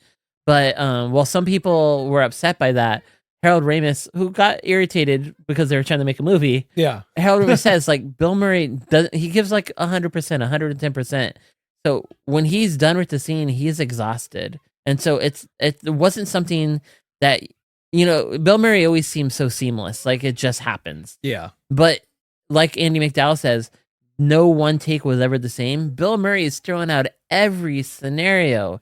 You could say the guy's going through Groundhog's Day himself. He's redoing a million takes. He's redoing it in the sun, in the rain, in the snow. And then he's trying to add on his own little Bill Murrayisms in each one. Yeah. Like, I think there was he's throwing cards into the hat. Yeah. I think a lot of that was straight up him. I think there was very little on the page for that. Like Stephen Tobolowsky. Tobolowsky says, there's, because we both agree, if you've read the original script, everything Stephen Tobolowsky says is written. Pretty much everything is the same. But what he did was he elevated. He played it big. And when he came in for the audition, he even told them, I've been reading this puppy overnight, over and over. I'm gonna go really big, and if you guys don't like it, just throw me out of the room. But he adds all that little punching, all that little like bing. All the the bings are like, his, I think. Bing! Or the bings might have been in the script, but the energy he brings is him. Bing again! And there's a funny story he tells about that, like about how he was on a shoot with Kurt Fuller. Yeah. Who was in Ghostbusters 2. Yes. Kind of like the assistant mayor. He's the assistant to the mayor who gets the Ghostbusters locked up in the asylum. And so they both didn't know they were both auditioning for the same role. They were away on another shoot, and Kurt asked Steven, like, "Hey, what do you got coming up after this?" And Steven Stephen Tobolowsky. Ned is pretty much like, other actors don't want to hear about other roles you've already booked or that you got going. So he's like, oh, not much. And so Kurt Fuller says, oh, I'm really good friends with Harold Ramis. He's making this movie Groundhog's Day. I'm going to play this character Ned. So Steven's like, oh my God. And Steven's head's like, I'm going back for a callback for that movie. Yeah. Did they really already cast it? So then Steven goes back and does the high energy. Yeah. So then later on, Kurt and Steven are in the same car coming back from their other shoot when Steven and apparently Kurt both find out that Steven got the role. Oh, God. Just two actors, Oof. And Kurt was so hurt by this that Kurt goes to the screening with Stephen Tobolowsky and Harold Ramis, who he knows. He's like, all right, let's see how well you did in the part that was mine. But then afterwards he goes, you know what? You did a really great job. I couldn't see anyone else. It gives a hug. Stephen Tobolowsky talks about how that was like really, I don't think Kurt could have done it. Yeah. I don't think not in the version they made. Yeah. But while Stephen Tobolowsky talks about how there was no time for improv. Like, he got to bring that energy, but he had to read everything by the script. Yeah. He even talks about how in that scene, he had to land on the brick every single time. Yeah, you were telling me about that. And there was a PA. It was a guy, PA's very first job was to make sure where you land on the brick. Yeah. And Stephen Tobolowsky talks about how always be kind to the PA, because that PA turned out to be a producer on the show Silicon Valley. So it was his boss later on down the road. Whoa. But there was one part in the movie, at the very end of the movie, when Stephen Tobolowsky, when Phil's finally nice to Ned. Yeah. What had happened is they liked when they were looking at dailies, they liked what Ned was doing so much, they decided to bring him back for the big party. Yeah, at the very end. But Bill Murray joked to him, you know what? They brought you back for a week of craft service. Like, we're so busy and not, So Steven gets a little panicky. He goes back to his room. He writes that scene of like, Phil bought this, Phil bought that, Phil. And he's like, I wrote the scene, so I had the most lines, but I made sure to save the joke for Bill. So towards the end of the shoot, when they're going to send him home, because they're like, yeah, we're running out of time. Maybe we don't need you for anything else. He's like, I did write a scene. They show it to Harold Ramis. They show it to Bill Murray. Bill's like, you know what? We could do it, but one take. I only want one take. And I think that shows, I think that shows how exhausted Bill Murray was making this movie, because everything was multiple takes of the same thing. And he was playing it different every time, that by the time he read this scene, he's like, if you can hit it in one, like, we got it. And where are you going to dinner? Let's not spoil it. So my last Stephen Tobolowsky, he's the guy who named the band Radiohead. Shut up. So really, back in the 80s, when he was one of the co-writers on David Byrne's True Stories. Okay. And while they were writing the movie together, like Stephen Tobolowsky was talking about how, that he has these psychic abilities and he can figure. And in the process of just shooting the shit while you're writing a movie, like, it inspired David Byrne to write a song for the movie called Radiohead. Yeah. The band then saw that in the movie and decided to name their band after that song. Oh my gosh. So this guy, Ned gave us a lot. The sound of a brand new world. To close out Ned, well within to the original script, the character of Phil would punch Ned in the face every single day before you even got to know who he was. And it wasn't till I think 100 years maybe or something into the script that he was in this kind of charitable phase that he finally stopped. And doesn't even know why he doesn't like Ned anymore. He doesn't remember who Ned was. He doesn't remember why he doesn't like him. He doesn't even remember why he punches him in the face. It's just that he wants to. That's all he knows, is that he has this need to do it. And so then he stops and he hears all that Ned has to say. And then he goes right back to punching him in the face. Yeah. But, and I think what they developed in the movie, which I think is better than the script, is Ned becomes like a plot device or an activity device, like where Bill Murray at first is confused. First you have the scene and it's just like, okay, the next day Bill Murray's like, oh, not this again. Yeah. And then you get to a point when Bill Murray's decided, like, you know what? I can drive off a cliff. There's no consequences.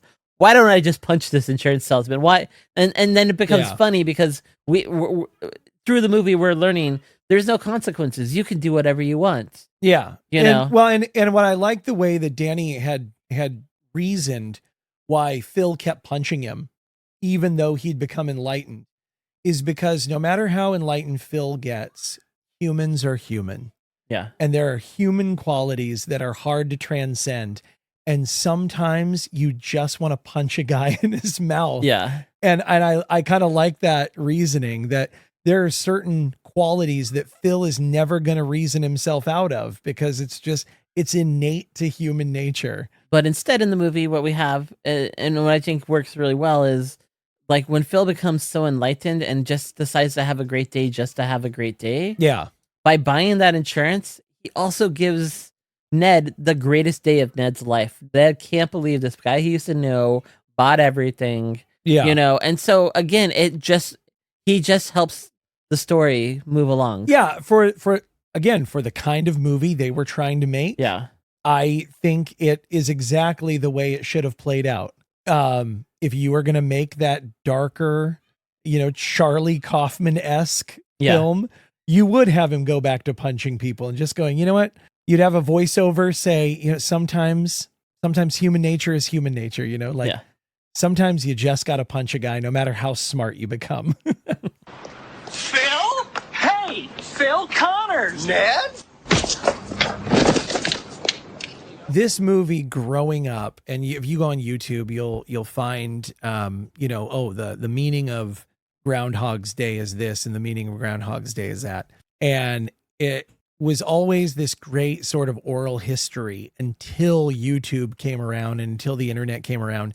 and we were able to sort of solidify some of these facts. And still these strange ideas persist about what the movie is about. Yeah. Even though you can watch multiple interviews The with writer, people who the made director, movie, the actor himself can And- tell you none of this was. they'll tell you exactly what the movie is about or what they were thinking when they wrote X, Y, and Z. And so you have people saying, oh, this movie is about reincarnation. This movie is about, transcending, human want. And then there's some other things that are just really funny that people had brought up about the movie and theories about the film that I kind of like. And the more you watch it, the more you can kind of see, okay, yeah, this kind of plays and maybe this is true. And if you ignore exactly what you're being told that the movie is, kind of like I akin it to oh man, I'm trying to think of the movie. Oh, I akin it to Donnie Darko, where you're like, what is this movie about? And you find out that the director's cut of the movie is really the cut you have to watch for the movie to make sense, because the theatrical cut had so many things taken out of it. It truly can't make sense. And then there's also a lot of people have their own interpretations of the movie despite, whatever the director said. And so I feel like this is the same thing. You can go down a lot of rabbit holes. And with Ned, there is a persistent belief in the Reddit community that Ned Ryerson is the devil. And I really like this idea. It explains how a person can be so toxically cheery. Watch that last step. It's a doozy. Yeah. Where he can come up and he can just blast a person with this annoying positivity. And there's a couple of things that I was watching it last night. People were referencing like, oh, well, when Ned's on screen, there's like red in the background, and there's like a red flag, like literally a red flag. I don't think it's anything, because he walks a couple of feet and there's a blue flag pointing at him too. So I'm like, well, that's nothing. So I don't think red has anything to do with it. And obviously I don't think that this theory really holds water, but if they had kept what Ned had said from the original script, I would say that this is almost more likely. There he is. Ned Ryerson ran against me for class president and won. Bing. Ned Ryerson whipped my fanny on the 3-mile cross-country state meet. Bing. Bing again. Ned Ryerson took Judy Allen Smith to the homecoming dance against your better judgment and that of her father, I might add. I wonder if Amazon Audible is hiring. If you were the devil and you were going to put somebody in a hell, wouldn't you come at them with all these sort of bitter things that you were better than this other person, or this other person had bettered you at, or what have you? And so it's a fun theory. And there's a couple of things that I was thinking about the other night myself that I was like, okay, here's something that nobody talked about. When he walks up and he says, Phil, he goes, don't tell me you don't remember me, because I sure as heck fire remember you. Right. I thought that was an interesting turn of phrase. And then later he's walking with Bill, he's walking with Phil and Bill. He's walking with them both. And he says, when I see opportunity, I run at it like a bull. But he makes the sign of the devil. He puts his fingers out and he puts his thumb out. And he puts his two middle fingers back. And he goes, like a bull, I charge at it like a bull. And he's doing the devil horns when he says that. And it's like, usually when people do, hey man, don't mess with the bull, you'll get the horns, you put your thumb underneath and you just put your two fingers out. So I was like, okay, interesting. But yeah, as far as a theory goes, I don't think it, again, really holds a lot of water, because in the end, I'm sorry. Because the end of the theory is how you break the loop. The theory is how he broke the loop is by being nice. He was nice, and so the devil let him out of the loop. But the other is that Phil bought all of that insurance as a way of selling his soul to get out of the loop. Signed on the dotted line. Yeah. And I was like, okay, all right. There is fun here. Yeah. I think simple scrutiny would say otherwise to this theory, but I do like the idea of it. One of the other ones that is fun is that Punxsutawney itself is in purgatory. Like something about the town, not just Phil, has caused this time loop, and the entire town needs to be elevated. And Phil just happens to be the catalyst of this elevation. Like, but that the town itself needs to be different. Like you have that couple that's like, I don't know if we should get married, Yeah. you know, WrestleMania tickets. right? You have Buster, who was gonna die because he didn't chew his food. Yeah. Right? The kid was gonna fall out of the tree and probably be paralyzed or die. Yep. You know, there's so many things that happen in the town. Those old ladies would have been stuck waiting for somebody to like bring them a new tire. Right, exactly. And who knows where they were going to end up that was going to cause a chain of events. And so there is some sort of argument that could be made that entire town needed saving. Yeah. And so it wasn't Phil suffering. It's Phil getting to be the person who remembers every day so that he can get these people out of it, because the people themselves don't have that capacity. Yeah. And so I thought that was an interesting theory. And honestly, I think it still holds a certain amount of water, because by the end, there are so many changes and so many people get saved and so much happiness happens that it's totally feasible that that's still what's going on. Well, and I like the other theory, which is like what a lot of religions and Buddhists and atheists and Nietzsche and Apparently everybody hopped onto, is that Phil has the same day every single day, and some of them are good and some of them are bad. And by the end of the day, by the end of the movie, he has the perfect day. Yeah. The only thing that changes in all of those scenarios and all of those hundreds of days, tens of days, thousands of days was Phil. So any day of your life could be your worst day or your best day, depending on the attitude you bring to it in that moment. Yeah. And what a great positive thing to bring up. Every single day he took a different tact, and the day either got better or far worse. Yeah. And yeah, that is. And the day he chooses to engage with everybody, yeah, the day he puts himself out there, for him is like the perfect day, you know? Yeah. Well, and I think that we all get stuck in that too. I mean, Phil got thousands of years to develop that selflessness because he got perspective that we aren't allowed. That's the thing, is that was the real gift that he got, not living for that long, but being granted the gift of perspective, you know, and feeling it, not just being told it, because you can't tell somebody something. He has to feel it. And that was the high note. That's the high note the film leaves us on, is Rita makes him want to be a better person.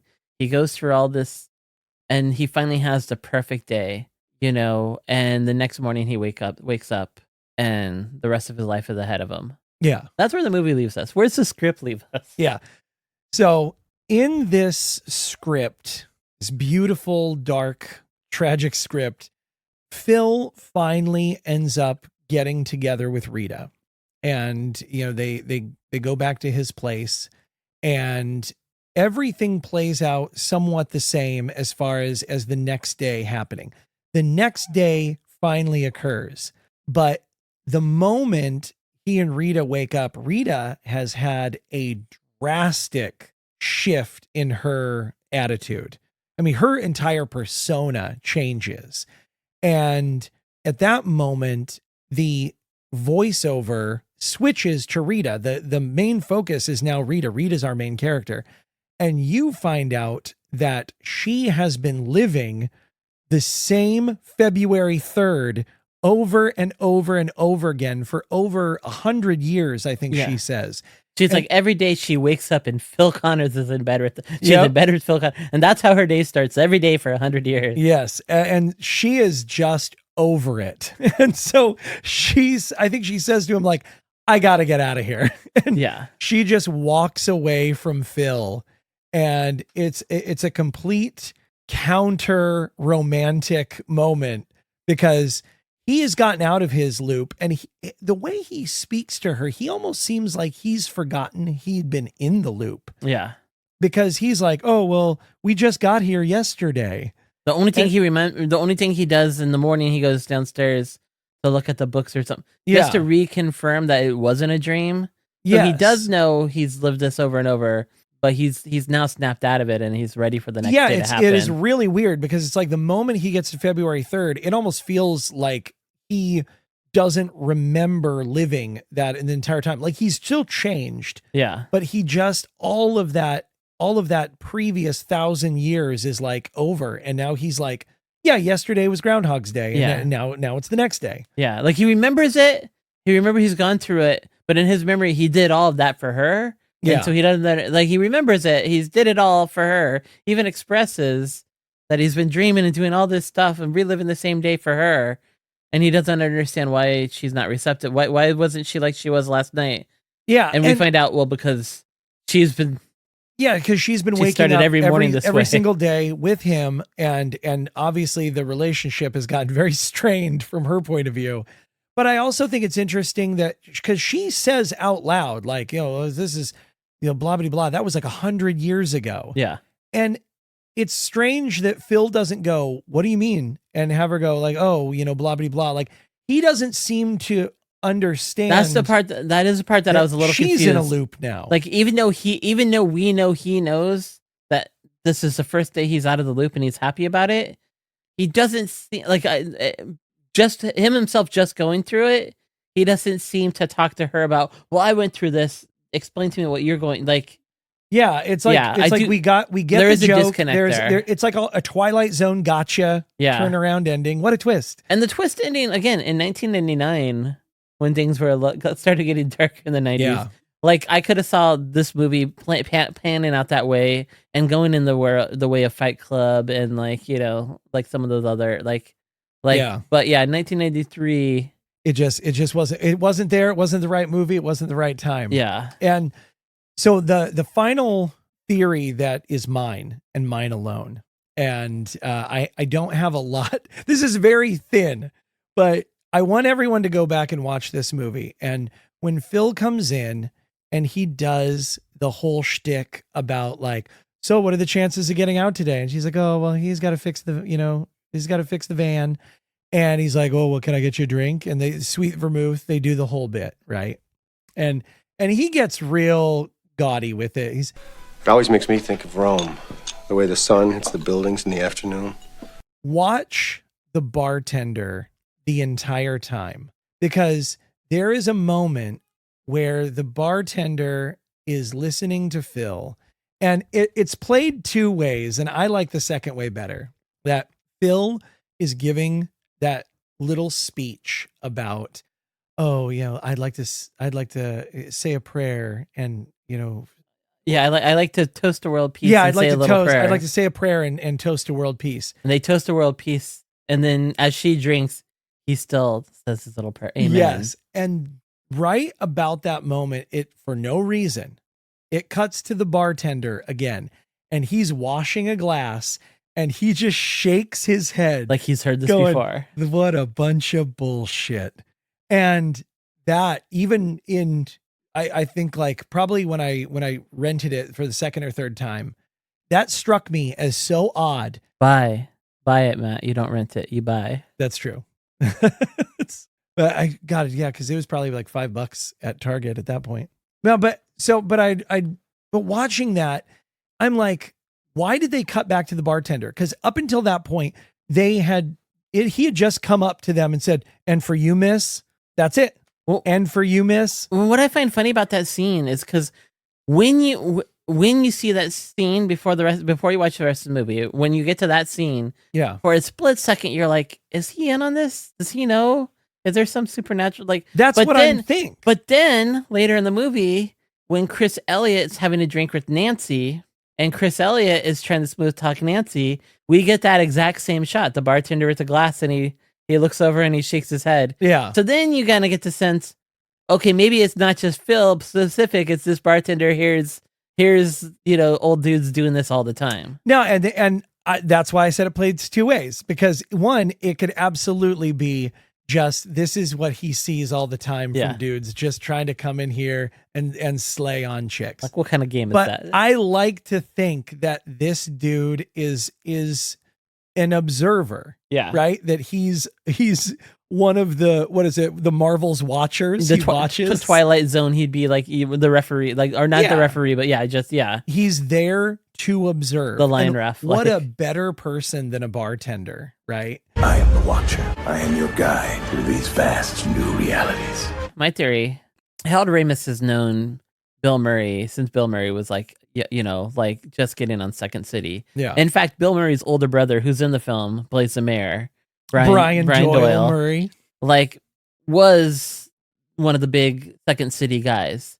Bill Murray was just a little brother who showed up. So, Harold Ramis is about 6 years older than Bill Murray and has seen Bill Murray go from like your buddy's younger brother to like just one of the biggest stars in the world. Yeah. They've done 6 movies together and Bill Murray has just killed in all of them. And so there's a part of me, and it's like, I don't even know if Harold Ramis knows he did this, but there is a part of me that I think Harold Ramis is like, I've observed Bill Murray do so many things. Because Bill Murray used to like, he would just like pretend to get hit by cars in traffic and make people laugh. We've seen, he shows up at people's parties, at weddings, like he just shows up nowhere and everybody loves him. Yeah. Everybody, and he's charming. He's charming. While he can also be, like volatile. Yeah. And I think Harold Ramis, when he saw this script and he thought Bill Murray was perfect for the role, I have a little theory where I think Harold Ramis is like, I've seen Bill Murray get away with so much over the years. Like, it's almost as if Bill Murray walks into every like anything that a normal person would do and just kill the mood of the party or offend people, Bill Murray always gets away with. Bill Murray's like one of the only people in the world who could insult you and you're happy about it, or who could do all consistently. And I think there's a part of Harold Ramis that's like, I think in Harold Ramis's head, he's like, I think Bill Murray gets to play the scene out 100 times till it's right. And that's when he shows up into a room. And somehow I think Harold Ramis thinks the universe is somehow on Bill Murray's side. That this entire movie, Bill Murray having to play the same day over and over and over, is the universe as the ultimate wingman. We will do this day as long as it takes till you get the girl. Yeah. And only in Bill Murray's world would that make sense. For no one else gets a second shot. But Bill Murray seems to always, it always works out for Bill Murray. Bill Murray doesn't have an agent. Yeah. But people have to track down Bill Murray. He used to have an answer machine that you would call. Like any other actor would cease to work or their careers would not go so well. Yeah. If they pulled that stunt. But Bill Murray gets away with it. So it's like, you think that when they're writing, right, Harold Ramis is not writing for what Phil would do. He's writing for what Bill would do. I think so. And he's like, this is my friend Bill trapped in time. Yeah. Well, because it's like, I mean, everyone has that buddy or that friend who seems to just, wherever they go, people like them, or whatever they do, they never get in trouble. They always get out of the situation. Like it's, I like to think that I'm that friend. Yeah. To you. That friend where it always just works out. And I think Harold Ramis over the years has just seen Bill Murray as like, this is a guy, Bill Murray, after then Ghostbusters, he takes off for a little while to move to France with his family and then still comes back to a career. Bill Murray can have a few flops and then still come back. When this movie was made, the last movie Harold Ramis had made was 1986, Club Paradise. Yeah. The movie bombs. Movie Club Paradise. I think Harold Ramis ends up in director jail for a while. So this was a chance, and I think Harold Ramis had got, between Animal House, Caddyshack, Stripes, Ghostbusters, he had never won over the critics. The critics always just thought of him as some sophomoric actor-writer who happens to get to direct. He was looking to be taken more serious. So I think when he saw this movie, he saw this as, this is a chance for me to show Bill Murray in a different light. This is a chance for me to make a movie that's a little bit more serious and has all these other undertones. But I do think in the world of Bill Murray, as deep and thoughtful as they're trying to make this movie, you come out of it being like, the universe just acquiesces to Bill. Like the universe is like, we will do this day over and over and over until Bill gets the girl. I was not satisfied with that day again. Yeah. They're like, okay. But no, Harold Ramis walks away from this movie and he goes and makes Analyze This, Analyze That, Bedazzled. He gets like a slew of, I mean, unfortunately though, the first movie Harold Ramis does after this, right out of the gate, is he makes like it's like a 12 or 13 million dollar Stewart from Oh yeah. and it makes like $900,000. Like Oof. so at a point you almost were like, oh no, is he getting put back in director jail? Yeah. But then they analyze that movies, they do well, and he does, he has. Yeah, and as some numbers on this movie, I was looking it up, and so this had a budget of about 14.6 million. 14 to 30 million. 14 to 30? Yeah, so I think when some of these, what happens in some of these numbers is you have a production number. So I think the production budget was closer to 14.6. I think the reason they go between 14 and 30 is no one quite knows how much, like, some of the actors or directors making. Okay, well, let's pretend that it's 14.6 just because that's what the internet told me. Let's call so it that's what I 28 know. million. Okay, well, so in the opening weekend, it made back that 14.6. Like, how great is that? What a sigh of relief. After Club Paradise. Yeah, no doubt. And then... And for Bill Murray, after a quick change. Well, yeah, so you think about this. You think about it's a romantic comedy, and it's about a man living a day over and over again. And I think its worldwide gross ended up being 70 million. No, it was 105 million. Was it 105 ultimately? Yeah. That's before VHS and other stuff. Listen to this guy over here, just coming in. Everything I say is just saying something else. Oh, well, fine. Facts matter. Man. I doubt that. No, but I think because you think of that in today's dollars, basically double that. Yeah. For a romantic comedy, with a couple of well-known people, but for a concept that's kind of out there. And so it did amazing by all standards. Yeah. It did really great. And critical acclaim. Harold Ramis really wanted to be taken serious as a director.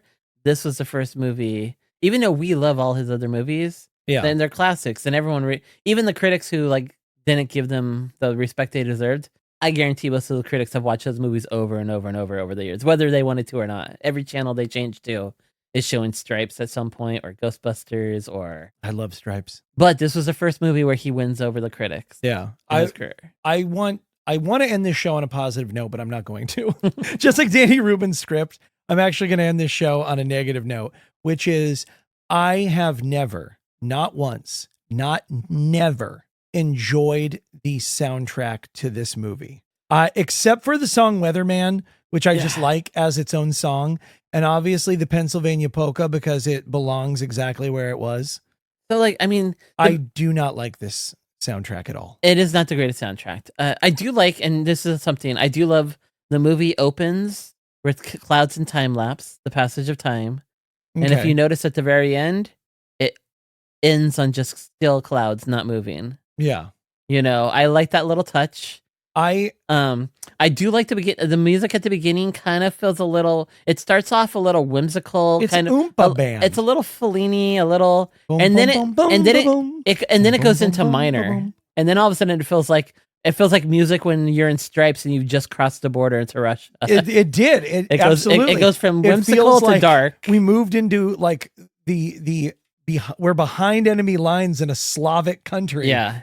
And I never liked that.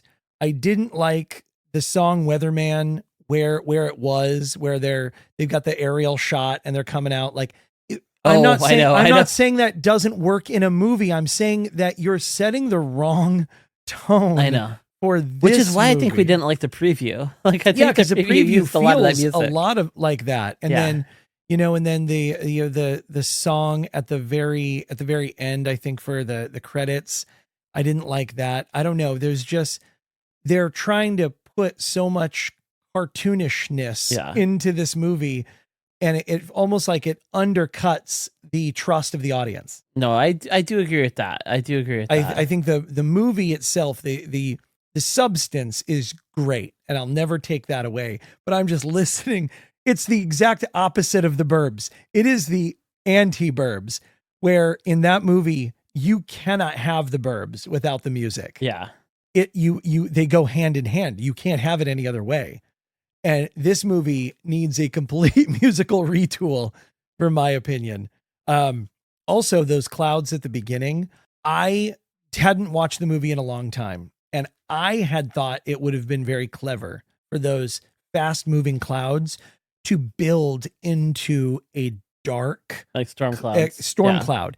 And it never happened. No. And I was like, well, that's an opportunity lost. Gus Van Sant could have pulled that off, but you know. Well, because it's like, that's the whole point, is that Phil is wrong about the storm. Yeah. And so the idea that the storm clouds would be building and it's like, oh, this is foreboding. Something is happening. Yeah. Like, I really think that would have been beautiful, but you know, whatever. Yeah. But we love it. I've never made a movie, so what do I know? But we love it. We watch it every year. Yeah, absolutely. And we'll watch it next year and the year after that. And I guess it's fun also just to get into what goes into making these things we love. Like, you know, I mean, music, movies, you know, I had a lot of fun when we were talking about the 80s lyrics and learning about how some of those movies were some of that music was crafted. Yeah, exactly. And so it was really fun going in and looking at where the concept for this movie started and how we got to the end and all the people that had to be involved. When it's all about collaboration again, because there's times where, you know, they sent Danny Rubin to New York to hang out with Bill Murray, and Bill Murray would just look at some of the scenes and then be like, what if we did this instead? Yeah. And then just, you know, and I think Bill Murray and Harold Ramis, I think they understand people and audiences so well that I think they just knew where to take this script to make it work. Yeah. For that time and for the movie they were making. Because again, this movie could have worked in a few different ways, but I don't think it. Yeah. It's strange because I walk away from this movie, having watched it again last night, still as good as I remember it. It is both a movie that transcends time and also feels exactly like a movie from 1993. Yeah. It's so strange because like in a way it can feel so in some way it feels a little 90s generic. Yeah. While at the same time also being so transcending. Like I think the look is 90s generic, but the content of it is like evergreen. Yeah. And some of those lines in there, like we were talking about when Rita is so excited about all these people, and she's like, oh, these guys, they've been singing all night, and then they get too cold, they sit by the fire, and then they come out and they sing some more. And then Phil just says, yeah, they're Hicks, Rita. That's funny in any time. 1993, 2000, 2005, that is funny. Yeah. And so if you haven't seen the movie in a while, and I want to assume you have, if you're even slightly interested in this episode, go watch it again and understand that those things that you heard from your friend or whatever in the early 90s, the 2000s, those things were real. They really happened. And pick up Danny Rubin's book, How to Write Groundhog's Day. It's on Amazon for like $2.99. And it's a good read. Actually, I enjoyed reading it. He is a pretty good writer when it comes to just writing. He's an okay scriptwriter, but I liked reading the parts of the book that were just him. Yeah, for me, the biggest tragedy is he wrote a movie in 92, 93, 94, and then he hasn't written any, or he hasn't got anything made since, to my understanding. He went directly into Those Who Can't Do Teach. And he was younger, so I think there's a lot of things he felt like would have been better if they would have stuck to the script. Or I think there's a lot of things where he thought I was more edgy than what, Harold Ramis wanted to do. You had talked about earlier with me that you would wish Danny, in these subsequent interviews and everything, that he'd walked away with a better education, that he got free from from Harold Ramis, instead of thinking, oh yeah, Harold wrote it this way, I really kind of wanted it this way, and really not getting the lesson of why Harold's writing was better. I do think the tragedy walking away from this movie is, I don't know if Danny Rubin quite got that what he thought was convention with Harold Ramis was actually like Harold Ramis had taken a scenario, and knew how to take scenarios and then let them be funny by making the whole world, like by making the rest of the movie in on its own little drama or in its little world. Yeah. Like the comedian becomes the disruptor. Bill Murray disrupts all those scenes. Yeah. And I think, because we got to think about Harold Ramis. Harold Ramis was one of the writers for Animal House. Like you have Meatballs, Caddyshack. A lot of those movies started off where it is just a conventional, like Meatballs, everybody's at camp. Everybody's in a different movie than Bill Murray. And Yeah. Bill Murray like disrupts the movie and makes it funny. That is so true. Like, you know, Animal House, you have people who are really just trying to get into the frat and all this other stuff going on. And then you have the comedians disrupting the college campus and the movie you're watching. Yeah. You know, Caddyshack. Yeah. Caddyshack does the same thing. Is it Danny or like the kid who wants to get the scholarship? The world needs ditch diggers too. Like, Yeah. you know, I can't remember because Caddyshack 2 is my favorite. you're one of those. You know, but you know, I think Harold Ramis really changed comedy and is one of those people. You know, I do think it's funny because I think you would call Danny's behavior and his perspective of his work now, he would be an edgelord, because it's like, oh yeah, no, you wanted to do this gag over here that's really thought out and profound, but like I want to make this gag, and it's like it kind of shows his sort of like not naivete, but like the fact that Harold Ramis is just a more well-rounded writer, because he can both work in a studio system and he can write disruptive, like you were talking about. Like he does, and he's got a damn good resume that shows how disruptive a lot of his early comedy was. Yeah. And so, yeah, I think that's the unfortunate thing. And I think it honestly is kind of what maybe got Danny a little too stuck where he was, is that he didn't take lessons where he could get them. And he was too believing in his ability to like be profound. Yeah. And that it's like, oh no, I just need the right audience for my stuff. Yeah. Because I think that, because I think like that list of 10, I think there's other movies on there. Oh, there's so much good stuff in there. And I think he could have walked away from this learning how to keep the edge, but also learning how to like work with the studio on having to develop a piece that, you know, that kind of works. Yeah. And I think that's what I love most about Groundhog's Day, reading the script and then seeing how it happened.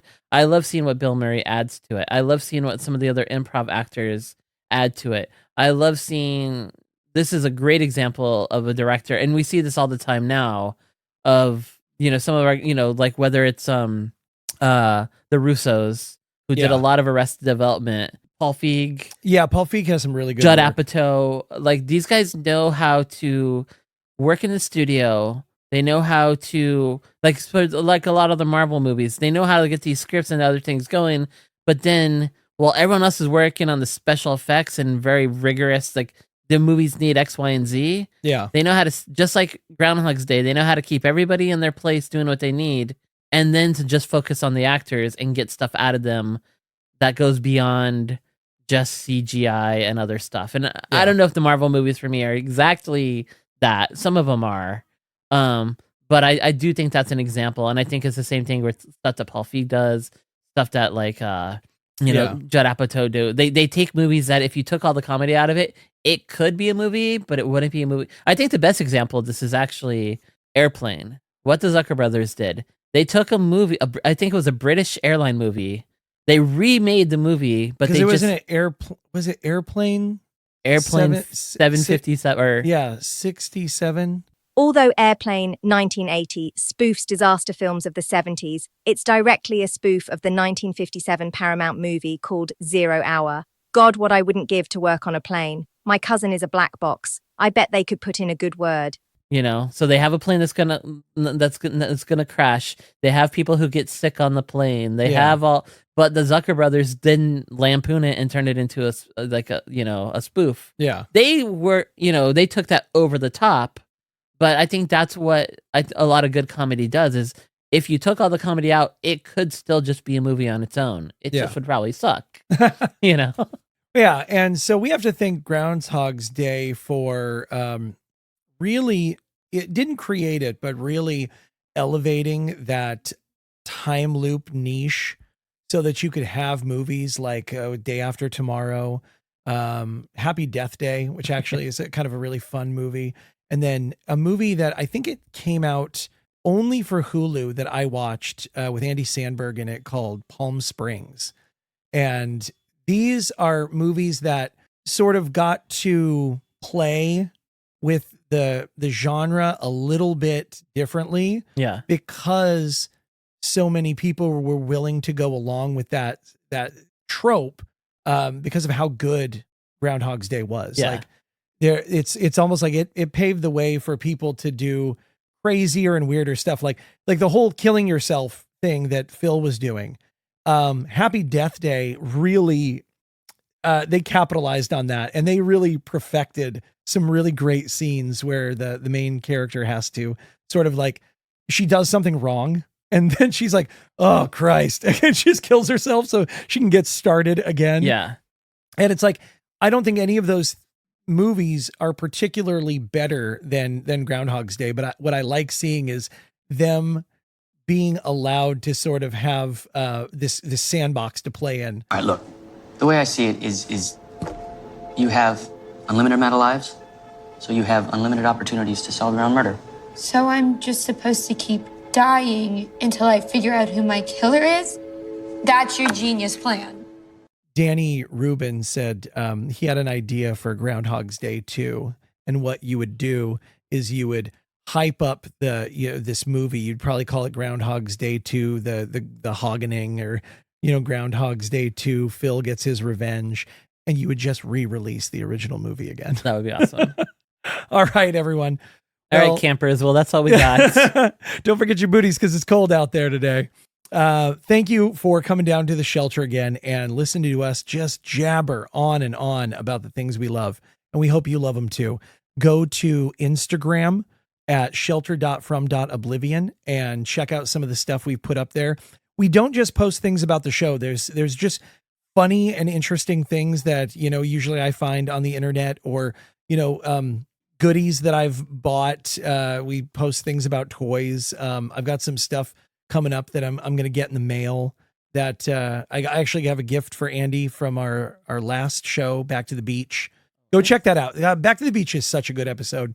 I'm very proud of that one. I'm not even going to have any, that's full ego. I really enjoyed making that, and I think it came out really well. But yeah, I have a gift for you. Please be the comb switchblade. No, that's so close. No, I think you're going to like it, and I'll probably post pictures of what it is on the internet. Better not be Skippy peanut butter. Yeah, it's a lifetime supply. Like a whole cabinet full of Skippy. I got a good deal on it, so it's like a pallet will be delivered to your home. No, but check it out there. We also are on Facebook, so usually when I post on Instagram, it posts over to Facebook as well. Thank you so much. We really appreciate it. Have a great day. Lisa, take us out. Well, congratulations. You survived another episode of Shelter from Oblivion, which means you clearly have a high tolerance for nonsense. And if you want to feel like you're stuck in a time loop, go check out our other episodes, because trust me, these two never shut up. Bing!